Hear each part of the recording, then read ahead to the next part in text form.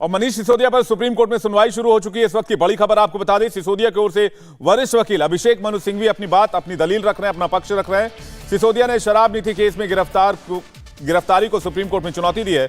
मनीष सिसोदिया 4 मार्च तक सीबीआई की कस्टडी में है, लेकिन इसी कस्टडी को, इसी रिमांड को चुनौती दी गई सुप्रीम कोर्ट में। 2 जजों की बेंच इस मामले को सुनवाई कर रही है।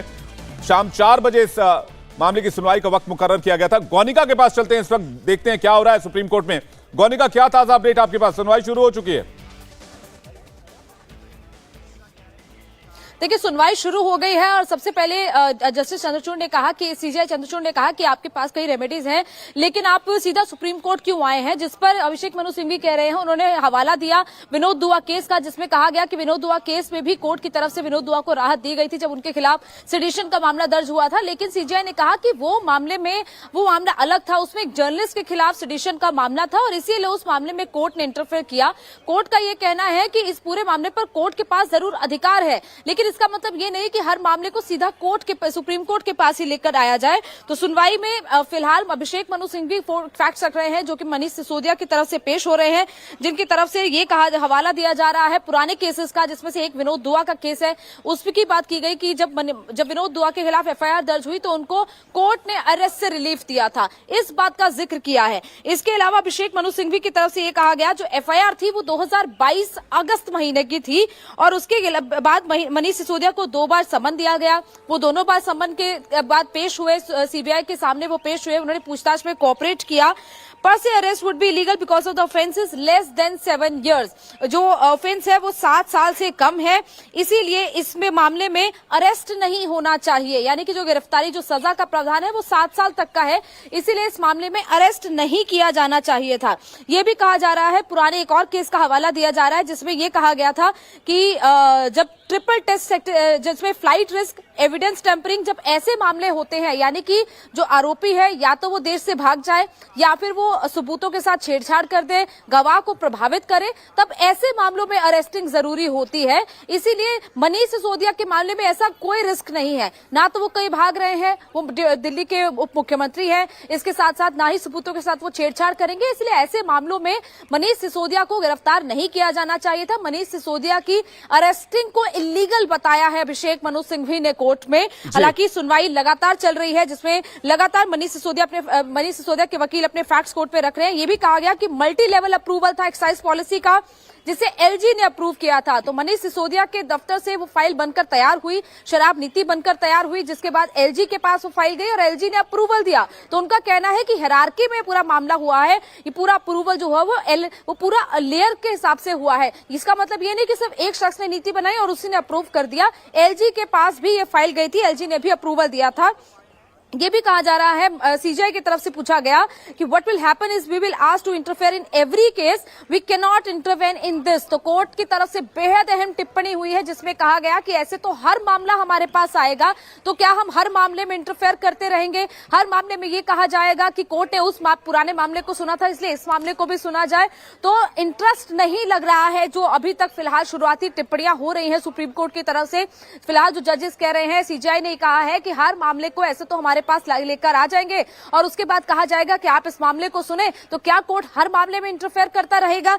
इसके अलावा जस्टिस पीएस नरसिम्हा है, वो ये कह रहे हैं just because an incident happens in Delhi, इसका मतलब ये नहीं है कि ये मामला सुप्रीम कोर्ट में आ जाए। तो दोनों जजेस की तरफ से बड़ी टिप्पणियां हुई हैं, जिसमें यह कहा गया, जस्टिस पीएस नरसिम्हा की तरफ से, जो सीजीआई के साथ बेंच में बैठे हैं, उनका कहना है कि अगर ये पूरा मामला दिल्ली में हो रहा है, इसका मतलब ये नहीं है कि दिल्ली में सुप्रीम कोर्ट है तो ये मामला दिल्ली में सुप्रीम कोर्ट के पास आ जाए। तो ये मामले में इंटरफेरेंस सुप्रीम कोर्ट करेगा नहीं करेगा, इस पूरे मामले पर फिलहाल सस्पेंस बना हुआ है। कोर्ट सुनवाई जरूर कर रहा है, मेंशनिंग को एक्सेप्ट किया, याचिका को एक्सेप्ट किया, लेकिन कोर्ट का अपने विवेक पर काम करेगा कि क्या उस मामले को एंटरटेन आगे किया जाना है या नहीं किया जाना है। लेकिन जो शुरुआती टिप्पणियां फिलहाल दिख रही हैं, उसमें कोर्ट कोई ऐसे सवाल अभिषेक मनु सिंघवी यानी कि मनीष सिसोदिया के वकील से नहीं पूछ रहे हैं जो केस से रिलेटेड है। वो सिर्फ इतना कह रहे हैं कि इस पूरे मामले पर क्या हमें इंटरफेयर करना चाहिए, ऐसे तो हर मामला सुप्रीम कोर्ट में आ जाएगा। तो काफी अहम टिप्पणियां इस वक्त सुप्रीम कोर्ट की तरफ से हो रही हैं।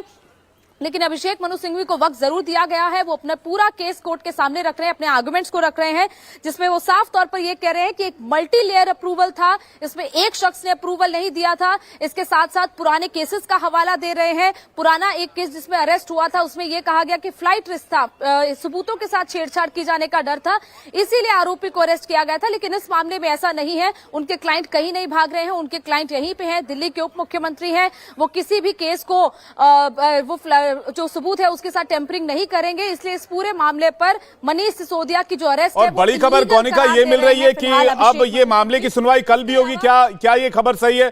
इस मामले की सुनवाई अब कल करेगी सुप्रीम कोर्ट।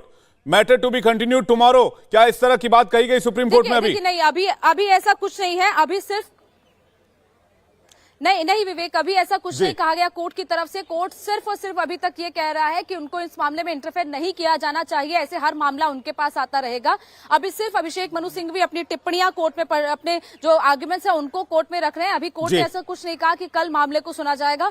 मामला अभी ही सुना जा रहा है। 5 बजे तक तो ऑलमोस्ट जजेस बैठते हैं, लेकिन अगर कोई मामला एक्सटेंड हो जाता है तो जजेस उसके बाद तक भी सुनवाई करते हैं। तो अभी फिलहाल इस मामले की सुनवाई चल रही है। अभी कोर्ट ने इसको पोस्टपोन नहीं किया है। अभी आर्गुमेंट सिर्फ मनीष सिसोदिया की तरफ से लेकिन सीबीआई की तरफ से कोई पक्ष रखने के लिए, या सिर्फ इस मामले में आज सिसोदिया के वकील ही पहुंचे हैं? सीबीआई की तरफ से पक्ष कौन रख रहा है गोनिका?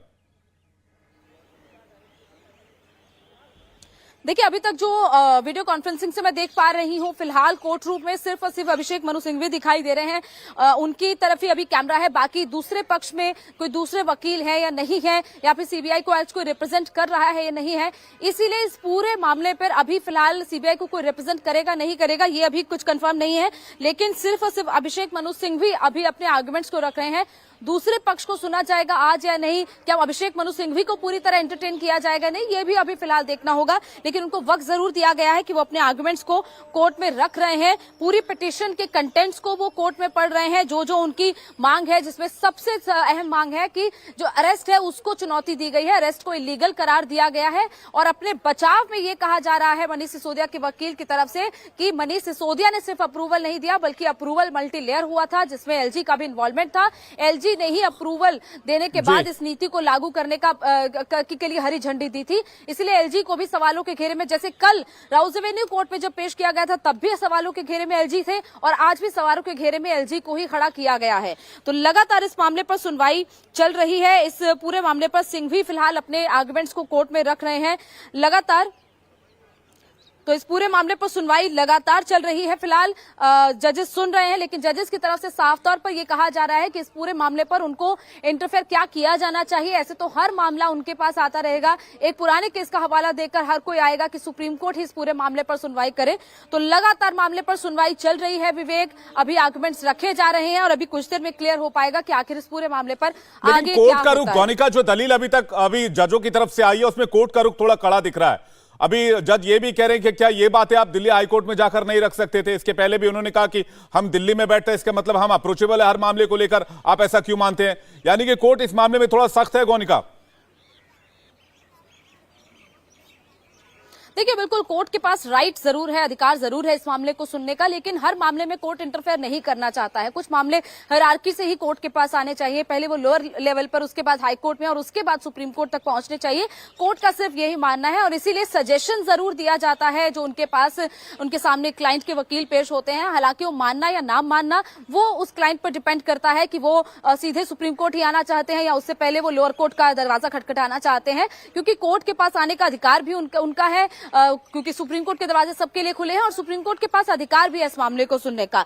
लेकिन विनोद दुआ के जो मामले का हवाला दिया जा रहा है उसको लेकर सीजेआई ने कहा कि क्योंकि वो मामला एक जर्नलिस्ट को लेकर था, जर्नलिस्ट की फ्रीडम ऑफ स्पीच को लेकर था, फ्रीडम ऑफ एक्सप्रेशन को लेकर था, वहां मामला अधिकारों का था, इसीलिए उस मामले को सुप्रीम कोर्ट ने एंटरटेन किया और इसीलिए उस मामले को सुप्रीम कोर्ट ने सुना और इसीलिए रिलीफ दिया गया था विनोद दुआ को। लेकिन इस मामले में मामला अलग है, इस मामले में अधिकारों का मामला नहीं, बल्कि इस मामले में एक पूरी शराब नीति है जिसको लेकर घोटाले की बात की जा रही है। इसीलिए कोर्ट फिलहाल ऐसा लग रहा है कि इस पूरे मामले में इंटरफेयर करता हुआ, बचता हुआ दिखाई दे रहा है। लेकिन अभिषेक मनु सिंघवी वक्त जरूर रख दिया गया है, वो अपने आर्गुमेंट्स को कोर्ट के सामने रख रहे हैं। ये कहा जा रहा है अभिषेक मनु सिंघवी की तरफ से कि जो जब रिमांड मांगी गई तब ये कहा गया कि कोऑपरेट नहीं कर रहे हैं, जबकि वो पूरी तरह कोऑपरेट कर रहे थे। वो पेश भी हुए थे सीबीआई के सामने।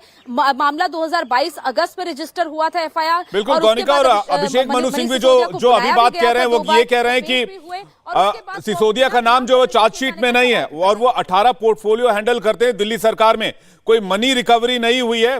तो इस तरह की बातें जो दलील है वो पेश की जा रही है। इस पर अपडेट हम आपसे लगातार लेते रहेंगे। गौनिका, आपके पास वापस लौटेंगे, लेकिन सुप्रीम कोर्ट में सिसोदिया की याचिका पर सुनवाई चल रही है। इंडिया टीवी हर वक्त हर जगह डाउनलोड करने के लिए सर्च करें India TV news Google play store या ऐप स्टोर पर।